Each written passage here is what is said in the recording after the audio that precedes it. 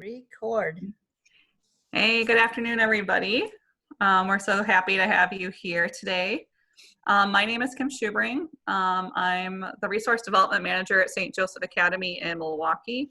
I'll be helping moderate most of this week. I am a Project Adam board member, and you'll learn a lot more about Project Adam this week and CPR and AED. One of the things I encourage everybody to do is to make sure to kind of keep notes and pay attention, do the homework if there's homework assigned.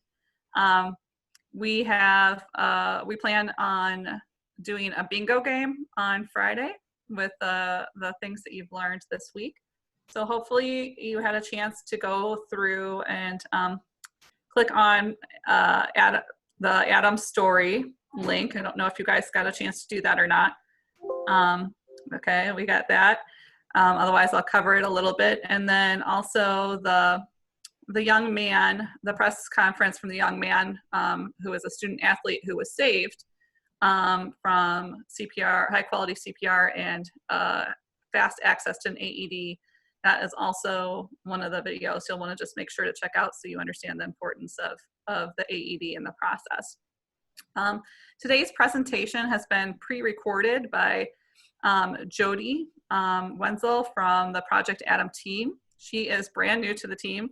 She literally came on right as COVID started, so I don't even know if she's seen her office or not, because they're still working from home if they're not essential workers in the field. So Jody's presentation is taking place today. Tomorrow we'll practice CPR and AED. Wednesday, Kathy Verstegen will be joining us from Kimberly School District, and she is a school nurse. She's going to be going through the Heart Safe checklist and what you can do in your schools to make sure your schools are prepared for a heart emergency in your school. So Thursday, we'll be joined by two ladies from the cardiac department at the Harma Heart Center of Children's Wisconsin. They'll be talking about their careers as well as heart safety and heart health issues. And then Friday Allie Thompson, who's the director of Project Adam here in Milwaukee, her and I will tag team it for some activities then. So I am going to try and switch it over to Jody's presentation. So give me a minute to see if I can get this going correctly. Okay. Share, see if we can play it. And then if you guys have questions, please put questions or comments into the chat box and we'll try and answer them. Hi, my name is Jody Wenzel and I work for Project Adam. I'm a certified pediatric nurse with Children's Hospital Wisconsin as well. And I'm excited to introduce you to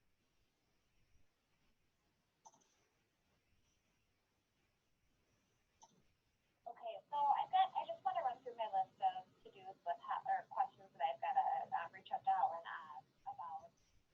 So putting down staff and hours are required for education at provider level, finding out about the process for content, and then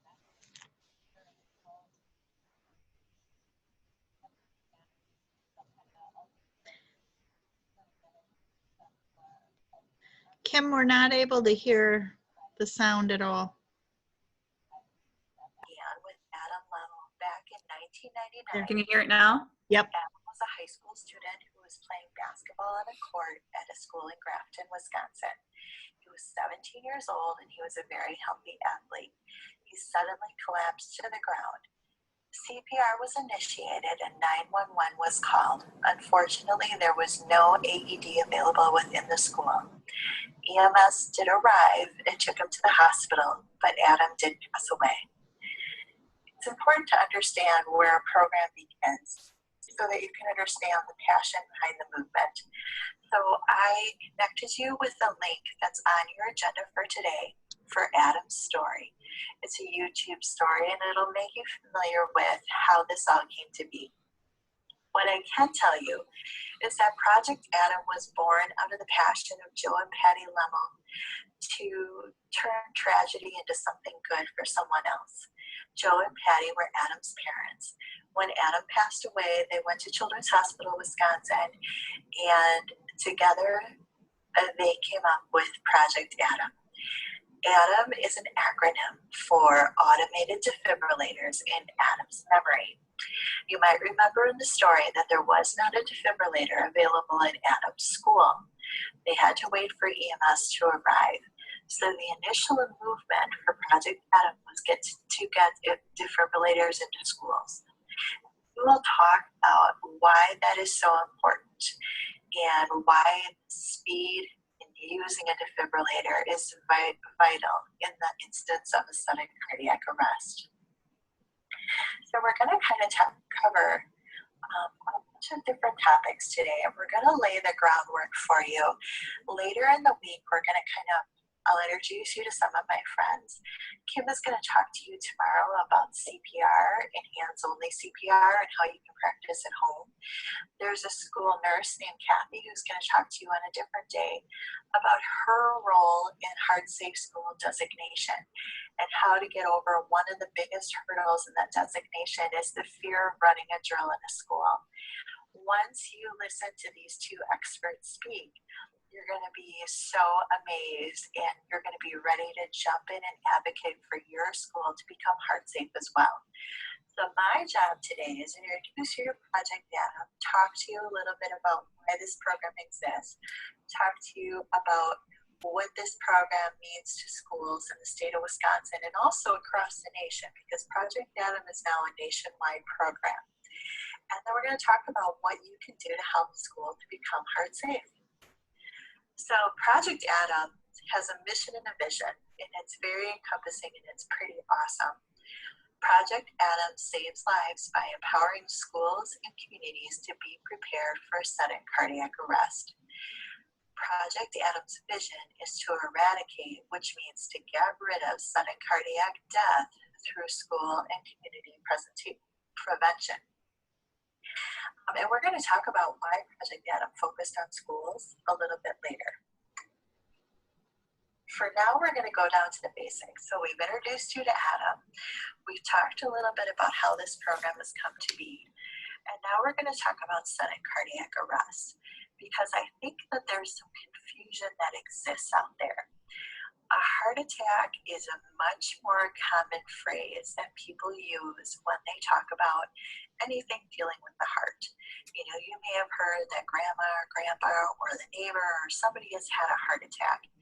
And what that means is that the plumbing or the pipes that go to the heart, or vessels if you want to be technical, they have developed in such a way so they might have something kind of blocking them so that the blood can't flow very effectively to and from the heart.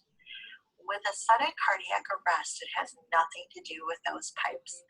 A sudden cardiac arrest, in the most basic explanation, is like somebody just unplugged you. There's an electrical problem with your heart, and out of nowhere, oftentimes with not a lot of heads up, your heart just stops beating. And when the heart stops beating, that's an electrical problem, and the blood stops moving throughout your body. So blood stops moving to your brain and your other vital organs. Now, this slide seems a little bit over my head, but we'll talk about it a little bit more in depth. And then I will tell you the one part that I want you to kind of pay attention to. So, sudden cardiac statistics from the American Heart Association. In the 2016, the out-of-hospital number of cardiac arrests occurred more than 350,000 times. The survival rate overall of those people was 12%. If someone was nearby to perform CPR, then their survival rate increased to 46.1%. The average EMS or paramedic response time to an emergency is 8 to 10 minutes. Unfortunately, and this is the piece to remember, the brain can only wait 3 to 5 minutes without blood.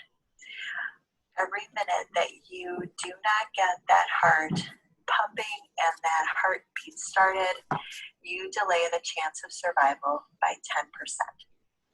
So the average paramedic response time was 8 to 10 minutes, but keeping in mind the brain can only wait 3 to 5 minutes. That's why it is so very important that when there is a sudden cardiac arrest, there is an AED nearby. So you might be wondering why Project Adam chose to focus on schools. I think it's a good question. I actually had that question myself, and this blew me away. And once I sat and thought about it, I was like, oh, I completely get it now. So the American Heart Association has a journal called Circulation. They made the observation that on any given day, as much as 20% of the combined U.S. adult and child population can be found in schools. So you have your students, you have your teachers, you have your workers, you have your volunteers. Well, that doesn't seem like it makes up 20%. But you have to consider the amount of people coming through your doors throughout the day. So you might have people providing different therapies that come in to help different students for an hour or 2 hours out of the day. And then after school, there might be a sporting activity, or there might be a school play, or there might be a band concert. There are a number of reasons that different people in the community, like your aunt, your uncle, or your neighbor, might come into the school. So that is why it has been recognized that 20% of the population can be found in schools. And then that makes perfect sense. So that's where Project Adam has put a lot of their energy. What we do. So Project Adam is a program of Children's Wisconsin and the Herm Heart Institute with affiliates in hospital systems across the country. What we focus on is helping schools to become heart safe. So we focus on heart safe school designation. We do free school consultations. We provide free community education. We do free volunteer programs. We have some amazing volunteers that work with us, and maybe in the future that might be something that's right up your alley, is to join Project Adam. Children's Hospital Wisconsin is also the national headquarters for Project Adam. Currently, we have 25 established program sites in 20 states. So we're about halfway across the U.S., and we're continuing to move every day. It's super, super exciting. So one of the things I talked about is we talked about CPR. So we talked about the importance of AEDs and having one nearby in the event that there might be a sudden cardiac arrest. Something that we talked about that I think kind of puts it all together and makes it all work is a cardiac emergency response plan. The National Association of School Nurses made a policy statement in 2016 about cardiac emergency response planning for schools. They stated that the mere presence of an AED, so the AED is in the cupboard, and or bystanders who have CPR training, is not adequate should a sudden cardiac arrest occur. Development of the cardiac emergency response plan requires input from the school nurse and other key school and community personnel in addition to EMS. This is why school nurses are, well, this is one of the reasons they're amazing if you ask me, but school nurses are awesome. What they do to facilitate, what they do to coordinate in our schools, how they help us every single day, they're just awesome, awesome people. And that's why I'm super excited that we're going to be bringing a school nurse to you later this week to talk about her role in the development of a cardiac emergency response plan for the schools that she goes to.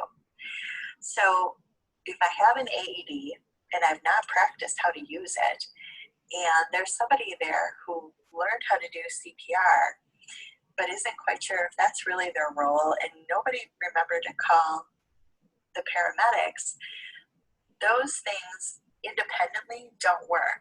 But if you have a plan in place that has a person to get the AED who knows how to use it, and a person to start CPR that knows how to do it, and someone knows that they should go call 911 and wait for the paramedics to come in, and it's even more roles in a cardiac emergency response team to carry out the plan, then when an emergency happens, the survival rate goes way up, as we saw in the last two slides.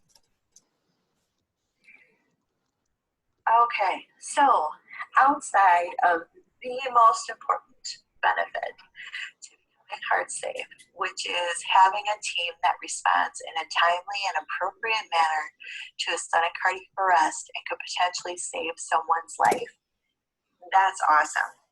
We have a few other pluses for schools if they complete the designation process. One is you get a big personalized Heart Safe School banner. You get monthly newsletters. You get access to all kinds of tools such as AED posters that let you know where the AED is.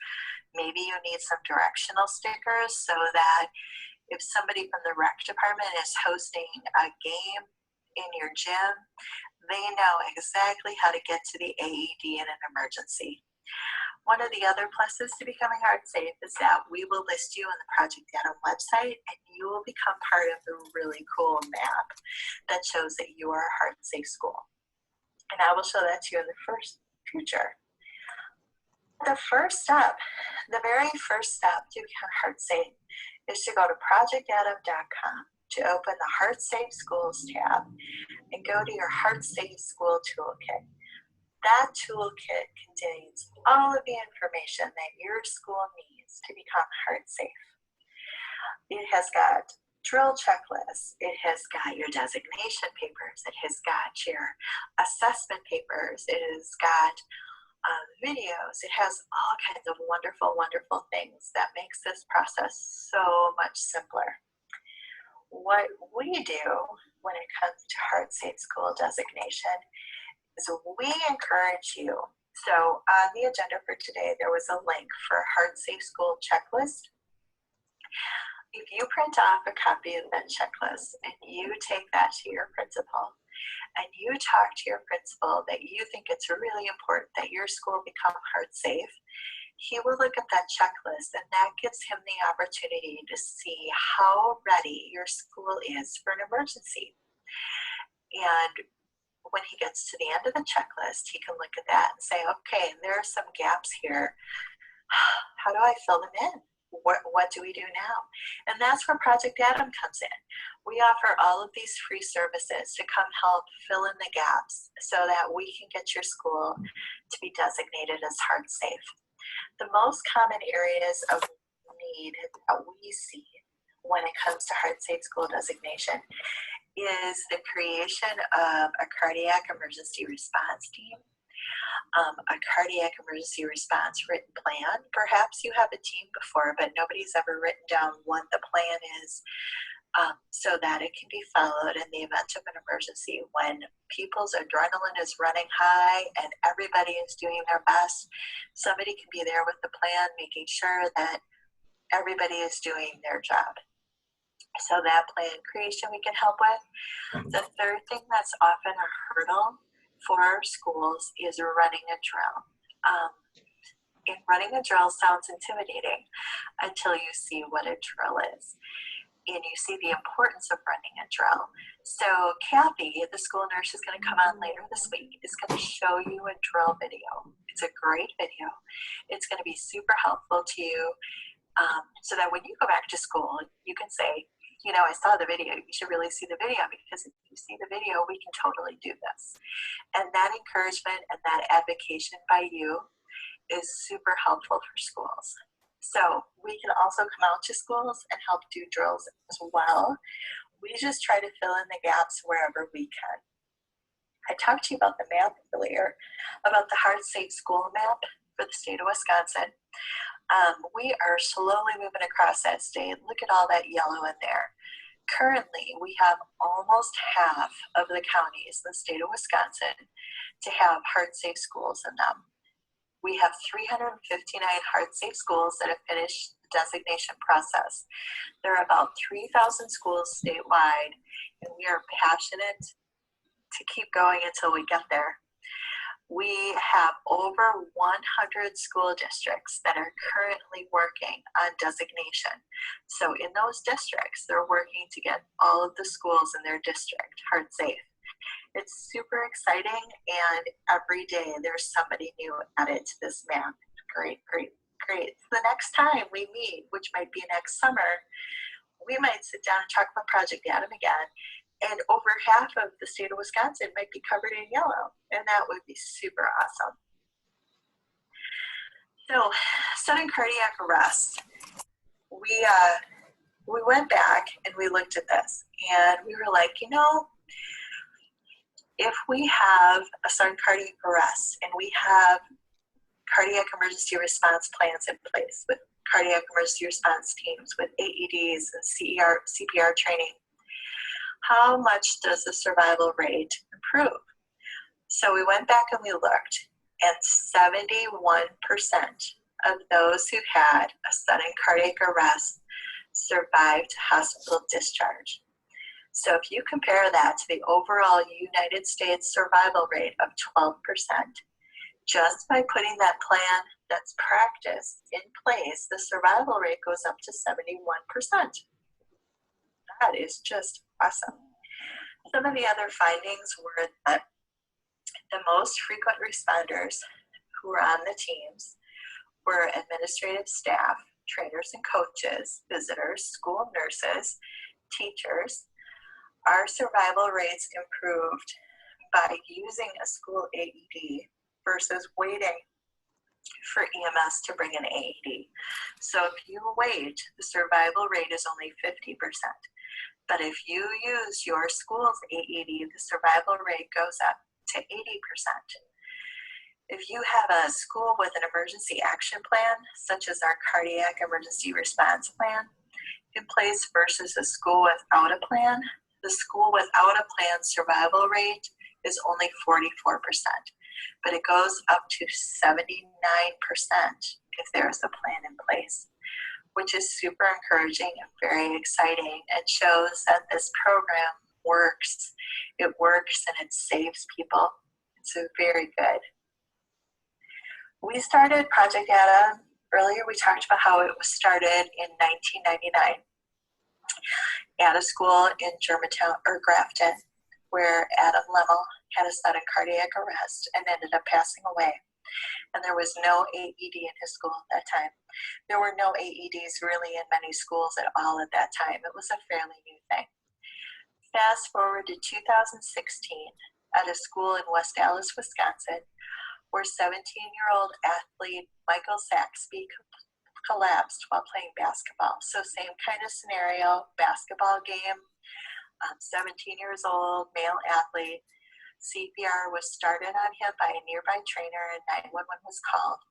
An AED from within the school arrived at the scene. EMS arrived and transported Michael to Children's Hospital of Wisconsin. And Michael was discharged from the hospital surrounded by his family and teammates. Now back in 2016, I was doing something very different with Children's Wisconsin, but I got to see Michael walk out of the hospital that day, and I have to tell you that just gave me chills. That was super cool to see, because sudden cardiac arrest up until then did not have a very good prognosis for returning to one's normal self just days later. So what I did for you, because I thought it was so interesting, was put a link on your agenda for Michael Saxby's story. So you'll be able to compare Adam's story to Michael's story and see what 17 years of activism has done, and to see the survival rate or the survival chance change. So you might be wondering why I'm telling you all this stuff. You might be thinking to yourself how you can help. You know, you're just a student. Well, students, educated students are our best advocates. You can definitely help. You can print off that checklist that I gave you the link to on your agenda, You can print that off and you can take that to school in the fall or next spring, whenever you can go back to school. You can take it in and you can work with your school to complete the checklist. You can reassure them that there's help out there in becoming heart safe and that it's well worth it. You can encourage your school to run an AED drill and put into practice everything that they've planned. And then at the end, when they receive their Heart Safe School designation, you can present your school with a Heart Safe School banner. You can be there and you can know that you had a big part of that. This was awesome, you guys. I'm so excited, and I'm so excited to empower you to advocate for Heart Safe Schools in your school. So I just want to say thank you. Again, my name is Jody Wenzel. I work with Allie Thompson and Tracy Haugen. We're both all part of Project Adam, both at the Wisconsin level and at the national level. Definitely check us out on the chw.org/heartsafe, as well as projectadam.com/heartsafeschools. Check out our toolkits and get yourself started. I appreciate you having me here today. I'm excited. Tomorrow, Kim is going to talk to you about CPR and AEDs. We're going to have people from Children's Hospital who work in our cardiac cath lab come and talk to you about some cardiac stuff later this week. We've got Kathy with an awesome presentation as a school nurse. She's going to do a live presentation. You'll be able to watch a drone video with her.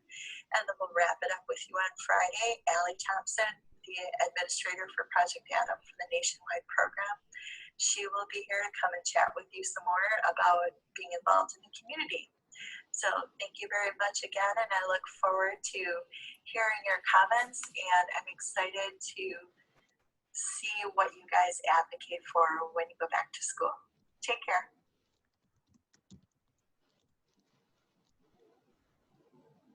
All right. So that was a lot of information in a very short amount of time. Does anybody have any questions that I can possibly maybe answer regarding Project Adam and the Heart Safe Schools program, or just any other thoughts that you have that I can try and answer or take back to somebody else? I know a couple of, one or two of you may be from out of state. I believe, Janice, are you from Texas? Nope, she's from Michigan. Michigan? Okay. I think Project Adam has one in Michigan. I thought there was some, maybe that was one of the other young ladies on, yes, last week. That was from Texas. Yep, Rayanne is from Texas. Rayanne, okay. And Damien, I don't know if you're, what state are you from? Oh, I may have lost Damien. He's from the state Wisconsin. Got Yep. it. Saw the chat. Okay. Yep. So in Wisconsin, the resources are significantly easier, but like because Project Adam is a national outreach program and at many other hospitals throughout the country, we can very easily connect other states with Project Adam, or even you work with our Wisconsin affiliate to help you out. It just becomes a little bit more challenging. Any questions, any discussion, anything you want to know? Was there something that like really struck you that stood out to you during this presentation that I can share with Jody? No. You guys are quiet. Not really. Okay. Nope, it was very thorough and good. Yeah, like Jody is very thorough. She's amazing. She's like so detail oriented, and I mean, she gets things done. She's very action oriented, so she's awesome. We're excited to have her on the Project Adam team. So I think if there's no other questions, we'll go ahead and sign off a little early today. Tomorrow, if you're joining us for CPR and AED, just remember to bring like a firm pillow, large pillow, or a stuffed animal, because like we can't practice on a sibling or something like that, but we'll practice as well as we can with what materials we have. It's important to like practice CPR, even if you are still certified. Anybody who was at Ready Camp last year would be certified through next June 2021. But we should practice to keep our skills up. So we will see you guys tomorrow. So thanks for joining us today. MJ? Jordan, do you have your CPR Anytime kit? I think I might in my basement. I'll have to see if I can find it. Yeah, if you have a CPR Anytime kit, like pull that out. Yeah, that would be great. And for Janice and for Damien, I will be sending you one of the CPR Anytime kits. So I'm just going to share my screen so that you can see what's all involved with it here. So can you see that now? Yep. Okay. So it has like a mannequin, and I apologize that we didn't get it out to you ahead of time, but you'll get the basics of actually doing it even without the mannequin. But you will get the kit. So this has a video in it that you can actually go through and practice all of the skills that Kim will be teaching you tomorrow. And then it has a blow up mannequin here that you can see so that you can use it over and over again. And we'll send this to your address, and then it has some different other resource materials. But we were in our trailer the other day for Ready Camp that we typically use, and so everyone who joins tomorrow will be able to get that CPR Anytime kit. And so Jordan, if you can't find yours, let us know and we can send you a new one too. Okay. All right. Just wanted to let everyone know that. Okay. Awesome. Yeah. And they're great to like share with other people too, like when it's safe to do so, to like help teach others about how to do CPR. People in your family, everybody should know how to do it, because like as they say in the video multiple times, any CPR is better than no CPR. So it's super important, and so it's something that once you know how to do it, you can train your family and friends how to do it. So. Okay, so Damien had a question that he was asking me by private chat, and so I just wanted to answer the question because others may have the same question. So he wanted to know if we were still going to continue Ready Camp after school starts. And at this time, we won't be able to do it daily, but we'll definitely look at how we can offer education throughout the school year and look at different ways that we can provide education for you. So that would be great. Okay. Yeah, maybe something like a Saturday afternoon or a Sunday afternoon once a month. And it would be valuable. I like that question, Damien, because there are going to be so many things as we start the school year and so many different experiences for students all over the country because of the ongoing health crisis, that this would be a good opportunity to talk about those things, answer questions, and help, with action plans. Like what can you do? How can you be an advocate in your community, whatever your situation is in your community? So that's a cool idea, Damien. Yeah, that would be great. Awesome. All right. Anyone else have any other questions? Jordan or Janice or anything? No? Okay. Good deal. We'll talk to everyone tomorrow at 12:30 then, okay? All right. Sounds See good. you guys Thank tomorrow. you. Have a good Bye. day. Bye. All right, thanks. Bye-bye.